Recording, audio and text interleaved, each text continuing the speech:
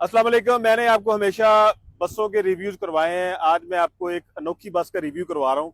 हम इस वक्त मौजूद हैं मीरपुर खास सिंध के अंदर, और यहाँ पे हमारे एक दोस्त हैं सुमरो साहब, खालिद सुमरो साहब। उन्होंने ये गाड़ी स्पेशल खुद तैयार करवाई है उमरकोट के अंदर।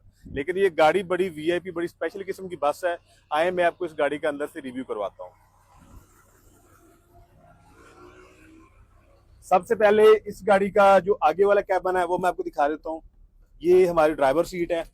उसके बाद पीछे ये 3 सीटें लगी हुई हैं, यहाँ पे 3 लोग इजीली बैठ सकते हैं।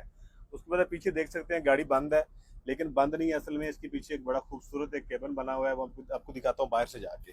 आ जाए। अच्छा जी, उसके बाद ये इस गाड़ी का एंट्री डोर है।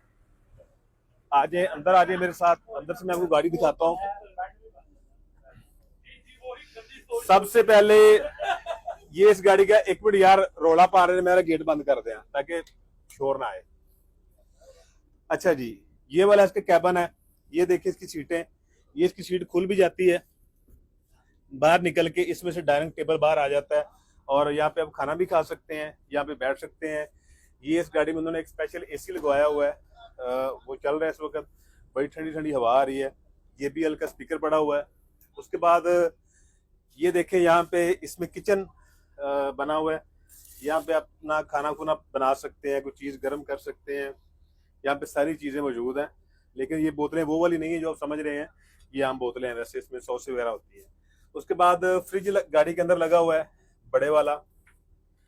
देखें ठंडी ठंडी इसमें से कूलिंग बाहर आ रही है। सारा इसमें सामान लोड है। सिंध के लोकल केले भी बड़े हुए हैं, पानी पूनी पड़ा हुआ है इसमें।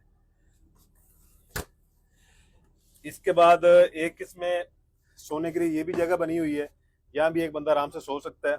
गाड़ी के अंदर वॉशरूम मौजूद है, बड़ा वीआईपी किस्म का वॉशरूम है, साफ सुथरा। वैसे यार गाड़ी मुझे तो बड़ी पसंद है, बड़ी मजे की है। उसके बाद मैं आपको इस गाड़ी का जो अगला कैबिन है वो मैं दिखा देता हूँ। आ जाए, ये गाड़ी का आगे वाला कैबिन है। ये बेडरूम है भाईजान। अच्छा, ये बेडरूम है। ये बेड बन जाता है।